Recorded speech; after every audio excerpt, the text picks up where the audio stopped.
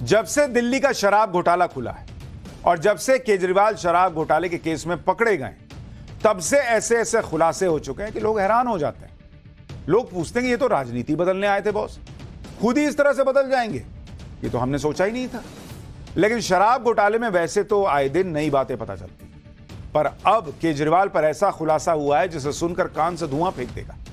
केजरीवाल पर ईडी की चार्जशीट में और गंभीर आरोप लग गए हैं। ईडी का आरोप है कि केजरीवाल ने शराब व्यापारियों को धमकाया था। आप सोचिए कैसी कैसी बातें सुननी बची हैं, समझ में नहीं आ रहा है। केजरीवाल पर आरोप लगा रही है ईडी कि भाई ये तो धमका रहे थे। शराब कारोबारियों को रिश्वत देने के लिए मजबूर करने का भी आरोप लग गया है। दिल्ली में रिश्वत नहीं देने पर पंजाब में परेशान करने का आरोप लगा है। बाप रे बाप, सोचिए ये वही केजरीवाल हैं जो राजनीति बदलने आए थे और जिन पर अब शराब घोटाले के आरोप में, केस में ऐसे ऐसे आरोप लग रहे हैं कि हर कोई सुनकर हैरान है। हमने आपको कल ही बताया था कि ईडी की चार्जशीट में केजरीवाल को आरोपी नंबर 37 और आम आदमी पार्टी को आरोपी नंबर 38 बनाया गया है। ईडी ने तो केजरीवाल को शराब घोटाले का किंगपिन भी बताया है और इसके अलावा केजरीवाल पर जो सबसे बड़ी बात चार्जशीट में लिखी है, उसके मुताबिक ईडी का आरोप है कि केजरीवाल रिश्वत लेने में डायरेक्टली इन्वॉल्व थे। आप देखिए कि ईडी की चार्जशीट में केजरीवाल पर आरोप कैसे कैसे लग रहे हैं। कहा जा रहा है कि जब दिल्ली में कुछ होलसेलर्स आम आदमी पार्टी को रिश्वत नहीं दे रहे थे, तो पंजाब के अधिकारियों के जरिए पंजाब में उनके बिजनेस को निशाना बनाया गया। दिल्ली के तीसरे सबसे बड़े होलसेलर महादेव लिकर रिश्वत देने के लिए तैयार नहीं था। इस पर विजय नायर ने पंजाब में एक्साइज अधिकारियों से कहकर झूठे बहाने से पंजाब में उनकी शराब फैक्ट्रियों को बंद करवा दिया, कहा जा रहा है। फिर महादेव शराब का लाइसेंस सरेंडर कराया और उस कारोबार को अपने चुनिंदा होलसेलर्स को आवंटित कर दिया। ये ईडी चार्जशीट में लिख रही है। यानी ईडी के आरोपों के मुताबिक केजरीवाल दिल्ली में शराब कारोबारियों से वसूली करवा रहे थे। बाप रे बाप। और ईडी की चार्जशीट से तो यही आरोप लग रहा है कि अगर यहां रिश्वत नहीं दोगे तो वहां तुमको हम परेशान कर देंगे पंजाब में। बीजेपी भी कह रही है कि केजरीवाल जेल से सरकार नहीं, गैंग चला रहे हैं और अगर नैतिकता है तो इस्तीफा देना चाहिए। सुनिए दिल्ली के सांसद मनोज तिवारी को, फिर बताऊंगा केजरीवाल के एजुकेशन मॉडल की सच्चाई भी आज सामने आ गई है। मैं पहले भी कहा था जेल से गैंग चल सकते हैं, सरकार नहीं, लेकिन उनको गैंग चलाना है। अब क्या है कि गैंगस्टर के सारे मनी ट्रेल पकड़ लिए गए। पहली बार आदमी तो अरविंद केजरीवाल तो आरोपी बने ही,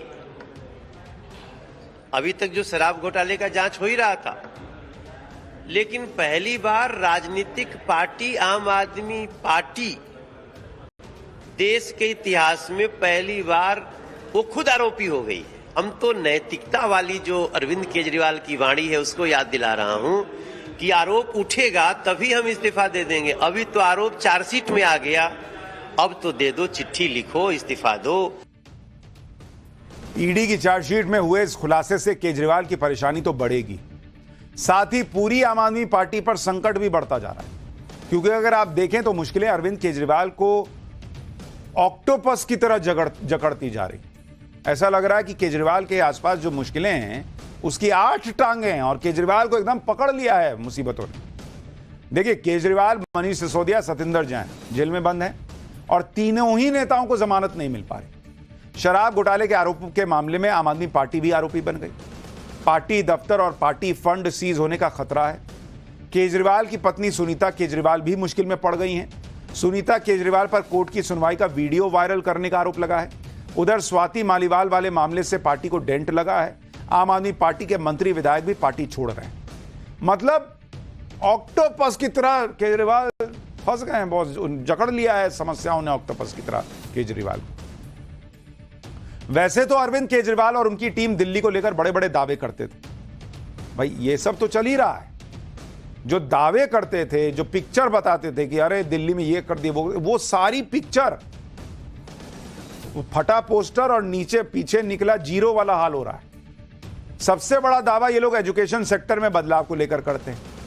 केजरीवाल सरकार दावा करती है कि देश में सबसे अच्छा एजुकेशन सिस्टम दिल्ली का है।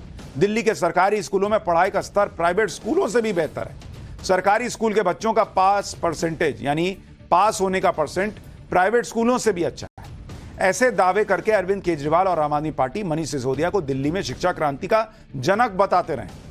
हाँ, यह अलग बात है कि मनीष सिसोदिया शराब घोटाले के मामले में फिलहाल जेल में, और जिस शिक्षा मॉडल का ढिंढोरा आम आदमी पार्टी पीटती है उसकी सच्चाई भी आपको बताता हूं।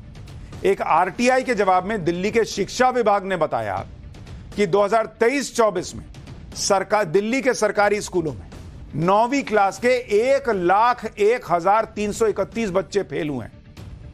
1,01,331 बच्चे फेल हुए हैं, पास नहीं।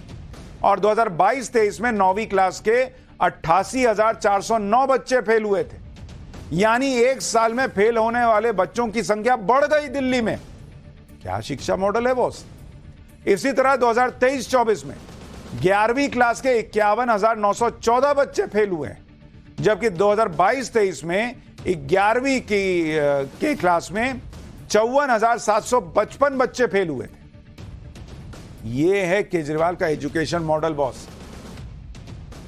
लाखों हजारों बच्चे फेल हो जा रहे हैं, पास नहीं हो पा रहे हैं, और फेल होने वाले बच्चों की संख्या बढ़ रही है। पता नहीं वो न्यूयॉर्क टाइम्स क्या देख के छापा है। आम आदमी पार्टी दिल्ली में सरकारी स्कूलों का कायाकल्प करने का भी दावा करती है। दावा करती है कि नए स्कूल बना दिए, कई स्कूलों में नए क्लासरूम बना दिए। उसकी हकीकत भी देखिए। यह दिल्ली के सरकारी स्कूल की तस्वीर है। यह वीडियो बीजेपी ने शेयर किया है। स्कूल के बाहर पानी ही पानी दिख रहा है, घुटनों तक पानी से होकर छात्र जा रहे हैं। अब कोई कहने को यह भी कह देगा कि भाई अच्छा, बच्चों को स्विमिंग भी तो सीखना चाहिए ना, तो तैरते तैरते ना चले जाएं बच्चे किसी दिन।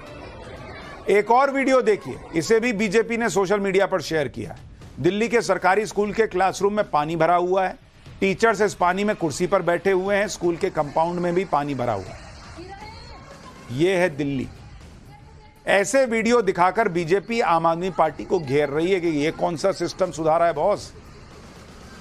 केजरीवाल दिल्ली की सत्ता में फ्री बिजली पानी के मुद्दे पर तो आए थे, शिक्षा का हाल तो देख लिया। अब पानी बिजली भी सुनिए। दिल्ली वालों को इसी मुद्दे पर सबसे बड़ा झटका लगा है। पानी की किल्लत तो आपको दिखाई थी दिल्ली में कैसी है। अब दिल्ली में बिजली के दाम भी बढ़ गए हैं। दिल्ली में 2 बिजली कंपनियों ने बिजली की कीमत बढ़ा दी है।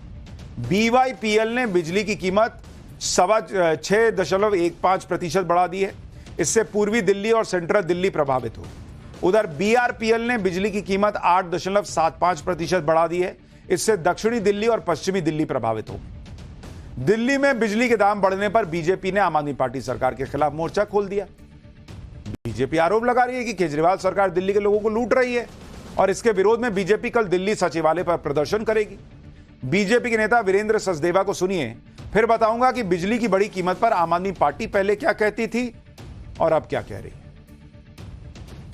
PPAC के नाम पर 8.75% टैक्स बढ़ाया गया है, और उसकी वजह से आपका बिल 1.5 गुना हो गया है। और ये चोरी बिना बताए की गई, कोई अप्रूवल नहीं ली गई, चुपचाप लोगों के बिल बढ़ गए हैं। जिसका बिल अगर 2,000 आता है तो अब देखेंगे तो 3,000 से ऊपर होगा। बिजली के इन बड़ी दरों के खिलाफ भारतीय जनता पार्टी कल शुक्रवार दिल्ली सचिवालय पर प्रदर्शन करेगी और इस सरकार का इस्तीफा मांगेगी या ये बड़ी दरें वापस देने के लिए मजबूर करेगी। अरविंद केजरीवाल और उनकी सरकार ने जितने यू टर्न मारे हैं उसमें बिजली का मुद्दा भी शामिल है। दिल्ली में महंगी बिजली को लेकर आम आदमी पार्टी का स्टैंड 2012 से लेकर 2024 तक बहुत बदल गया भाई। 2012 में जब केजरीवाल दिल्ली के मुख्यमंत्री नहीं थे, तब कहा करते थे कि दिल्ली सरकार और बिजली कंपनियां मिलकर बिजली के रेट बढ़ाते हैं और भ्रष्टाचार करते हैं। जबकि आज दिल्ली सरकार में मंत्री आतिशी जी कह रही हैं कि बिजली कंपनियों के पास यह प्रावधान है कि वो बिजली के रेट बढ़ा सकती हैं। सुनिए जरा दोनों बयान। इसके ऊपर हमने जांच की तो पता चला कि ये बिजली की कंपनियां ये कह के रेट बढ़वा रही हैं कि उनको घाटा हो रहा है, लेकिन उन्होंने सबने अपने अकाउंट्स में भारी गड़बड़ कर रखी है जानबूझ के। इनको घाटा नहीं हो रहा है, इन सारी कंपनियों को भारी मुनाफा हो रहा है, इन बिजली की कंपनियों को। और इस बात के सबूत हम लोगों के पास आए हैं कि किस तरह से बिजली की कंपनियां सरकार और Delhi electricity regulatory commission DERC के साथ मिलके, ये तीनों मिलके, DERC, दिल्ली सरकार और बिजली की कंपनियां तीनों मिलके भ्रष्टाचार कर रही हैं। डिस्कॉम्स के पास ये प्रावधान होता है कि अगर उन्हें खास करके गर्मियों के मौसम में, क्योंकि बहुत पीक पावर का यूजेज होता है, एक्स्ट्रा पावर खरीदनी पड़े तो वो शॉर्ट टर्म बेसिस पे अप टू 75.5% पीपीएसी बढ़ा सकते हैं उस दौरान में जब उन्होंने महंगी बिजली खरीदी है। ये प्रावधान कोई नया नहीं है, ये प्रावधान पिछले 10 साल से ज़्यादा से ऑलरेडी डीईआरसी द्वारा दिया गया है। ये कहीं पर भी दिल्ली सरकार द्वारा, डीईआरसी द्वारा बिजली के दाम नहीं बढ़ाए गए हैं। देखिए, आपको करंट वो बिजली के दाम बढ़ने से लग रहा है या केजरीवाल जी के बयानों को सुन के लग रहा है, उनकी पार्टी के बयानों को सुन के लग रहा है, ये तो आप ही तय कीजिए। आज बिजली कंपनियों ने जो दाम बढ़ाए हैं उसे एक तरह से आतिशी जस्टिफाई भी कर रही, जबकि केजरीवाल पहले कहा करते थे कि बिजली कंपनियां सरकार के साथ मिलकर भ्रष्टाचार करती थी। गजब पलटी मारे हैं अरविंद केजरीवाल और उनकी पार्टी। केजरीवाल मॉडल में बिजली के साथ साथ पानी भी था, जिसका केजरीवाल बड़े गर्व के साथ प्रचार करते थे। दिल्ली का हाल यह हो गया है कि कभी लोग पानी के लिए तरस जाते हैं, कभी दिल्ली ही पानी में डूब जाती है। अभी 1 महीने पहले तक दिल्ली में भयंकर जल संकट था, लोग बूंद बूंद पानी के लिए तरस रहे। अब दिल्ली का हाल यह है कि बारिश में दिल्ली के कई इलाके पानी में डूब गए हैं। रही सही कसर मुनक नहर टूटने से पूरी हो गई। मुनक नहर जिससे दिल्ली को पानी की सप्लाई होती है वो टूट गई। बवाना के पास मुनक नहर का किनारा करीब 20 फुट तक टूट गया है, जिससे बवाना और जेजे कॉलोनी में पानी भर गया। बवाना में तो लोगों के घरों में पानी भर गया है, लोगों के घरों में रात से खाना नहीं बना है, लोग भूखे हैं, बिजली नहीं आ रही और आरोप है कि दिल्ली सरकार की तरफ से भी कोई राहत नहीं मिल रही। बवाना से ये ग्राउंड रिपोर्ट देखिए, फिर आगे की बात तो बताऊंगा। नॉर्थ दिल्ली के जेजे कॉलोनी के एफ ब्लॉक पर हूं और तस्वीर देखिए क्या हालत हो चुकी है। दिल्ली की तस्वीर आपके सामने है और ये तस्वीर अपने आप में बयां कर रही है कि इस वक्त जेजे कॉलोनी, नॉर्थ दिल्ली या पूरी दिल्ली के आसपास की बात करूं कि क्या हालत है। लाइट नहीं है कॉलोनी में, सब कुछ परेशान हो रहे हैं, घर से बाहर बैठे हम। पानी पानी हो रखा है, पूरी कॉलोनी में पानी। नहर टूटी हुई है, कम से कम 25 फुट पूरी नहर टूटी हुई है। 25 फुट हम देख के आए, नहर पूरी टूटी है, पूरी नहर का पानी कॉलोनी में आ रहा है। मुझे सुबह से भूखे हैं, रात से भूखे हैं, फैमिली में घर में खाना नहीं बना हुआ। उनसे बोला गया, कह रहे आप लोग अपना देख लो, उसके बाद हम लोग अपना देखेंगे। तो ये प्रशासन का जवाब। जो यहाँ पर लोग रह रहे हैं और मजबूर हैं, वो ना घर से बाहर निकल पा रहे हैं, ना घर के अंदर जा पा रहे हैं और इसी वजह से उन्हें काफी तकलीफें हो रही है काम काज को लेकर। बताया जा रहा है यहाँ पर बिजली भी नहीं है और सबसे बड़ी बात, यहाँ पर प्रशासनिक की टीम कोई भी काम नहीं कर रही है। अब इस पे आतिशी जी से कुछ पूछिएगा तो वो एक एक्सप्लेनेशन दे देंगी। एक्सप्लेन बहुत अच्छा करती हैं कि भाई कह देंगे पहले भी ऐसा होता था, ये होता था, वो होता था, कहने में क्या जाता है। मुनक नहर टूटने से लोग परेशान हो रहे हैं और इसे लेकर बीजेपी भी दिल्ली सरकार पर हमलावर है। बीजेपी का कहना है कि जब किसी चीज की मरम्मत नहीं होगी, केयर नहीं कीजिएगा तो यही ना होगा। बीजेपी ने कहा कि दिल्ली में या तो पानी नहीं आता है या फिर पानी भर जाता है। सुनिए बीजेपी सांसद मनोज तिवारी। मुनेक नहर आती है जिससे पानी दिया जाता है, उसकी ये घटना अभी हमारे पास थोड़ी देर पहले में पीसी में आने से पहले पता चला है। तो देखिए, जब किसी भी चीज की मरम्मत नहीं होगी, जब किसी चीज का केयर नहीं होगा, तो इसी तरह का समाचार हमको मिलता है। बहरहाल अभी हम लोग अपने स्तर से इसको क्या कर सकते हैं, लेकिन दिल्ली सरकार को इसमें आगे बढ़ना चाहिए और उसको ठीक करना चाहिए, क्योंकि लोग भी बहुत परेशान हैं। या तो पानी खत्म हो जाता है या तो पानी भर जाता है, गाड़ी डूब जाती है। पानी खत्म हो जाता है तो किसी और की वजह से हुआ है, पानी भर गया तो किसी और की वजह से हुआ होगा। लेकिन जो कुछ भी अच्छा काम हुआ वो केजरीवाल जी ने कराया, बाकी जो खराब होता है वो कोई और करता है। ये सिंपल हिसाब रहा है, यही चलेगा। आपके पूछने से क्या होगा, मेरे पूछने से क्या होगा। लेकिन केजरीवाल जी शिक्षा, पानी, बिजली, तीनों सब्जेक्ट में आज फेल दिख रहा है।